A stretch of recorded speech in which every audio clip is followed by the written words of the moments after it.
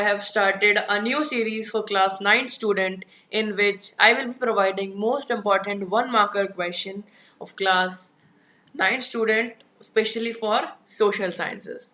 So I am starting with the history portion. So I hope you will support me and like the video and do subscribe to the channel so you will be get notification every time when I will post any video related to 9th and 10th study material. So yeah, let's get started. So yeah, we are starting with class 9th history portion. French Revolution, the chapter number first. So yeah, most important one marker question. तो the hello friends, मैंने आपको बता ही दिया है अपना introduction कि my name is Saksham and you're watching homework. So the first question is, who was the ruler of France during the French Revolution? Yeah, who was the ruler during the French Revolution? So the answer to this question is Louis the 16th. Louis the 16th.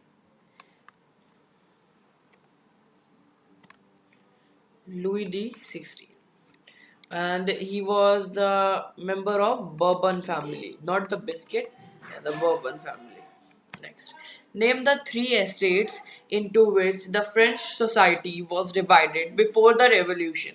So the French society was divided into the three main categories. The first is the first estate, clergy. The second state was nobility, and the third state were of common people. So yeah, this is the hierarchical division. Question number 3. When did the French Revolution occur?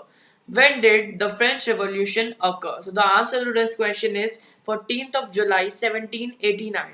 14th of July 1789. What was tithe?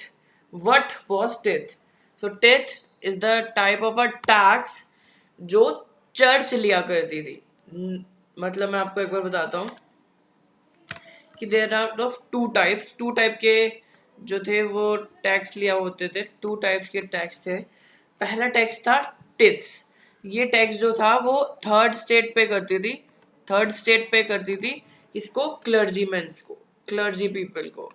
The people who belong to the clergy class वो लेते थे tax किससे? Third state से. What was style? It is a direct tax to be paid to the state. अब हमने पहला tax पढ़ा था टेथ. ये दूसरा टाइप का टैक्स आ गया है टाइल. तो ये डायरेक्ट टैक्स हुआ करता था जो स्टेट को देना पड़ता था. और कौन देता था? Third state. मतलब अगर हम इतना देखें तो हमें शायद इतना तो पता चल रहा है कि जो फर्स्ट और सेकंड स्टेट थी वो डोमिनेट करती थी थर्ड स्टेट को. आगे चलते हैं. To whom was the tax called? Question number 6. To whom was the tax called tithe payable to the peasants in the 19th century? So the answer to this question is middle class population. या middle class population ने बंद कर दिया था और middle class population ही payable थी peasants को. मतलब Question number 7. What was the slogan of French revolutionaries? What was the slogan of French revolutionaries?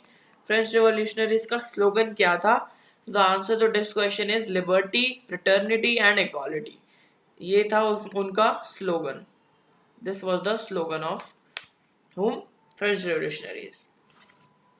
Question number 8. What was feudal system? Feudal system जो था फ्रेंच सोसाइटी में चल रहा था. ये एक तरीके के अगर मैं बात करूं इंडिया के कंटेक्स्ट में तो इंडिया में जैसे जमींदारी सिस्टम था कि मतलब एक बिग पैच ऑफ लैंड हुआ करता था और वो एक बहुत ही बड़े ओनर पे या एक बहुत बड़े लैंडलॉर्ड पे उसका मतलब पूरी ओनरशिप हुआ करती थी और वो फिर लैंडलेस वर्कर्स को उसको काम करने के लिए देता था. तो here not the same but हाँ उसकी कंटेक्स्ट में अगर मैं बात करूं तो काफी कुछ सेम है.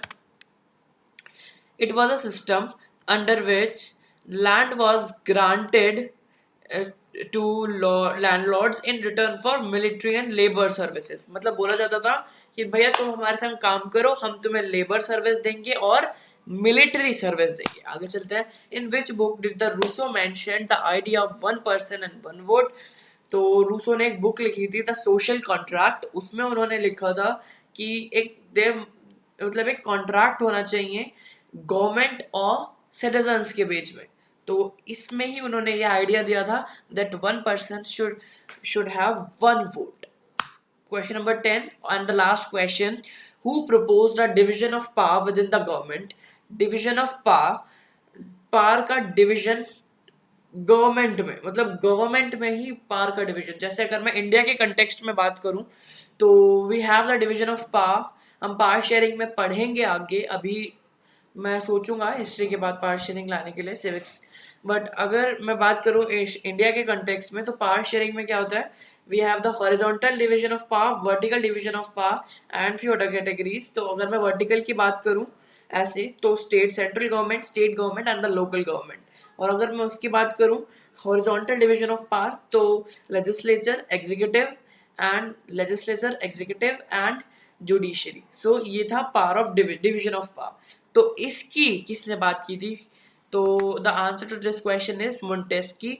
मोंटेस्की ने डिवीजन ऑफ पावर की बात की थी। सो आई होप कि आपको ये लेक्चर अच्छा लगा हो।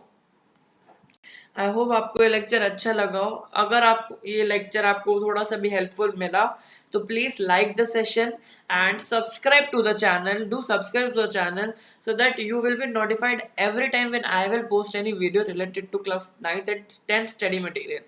And yes, if you want to access my notes in a handwritten form, then do check my Instagram ID. I will provide the link in the description box below.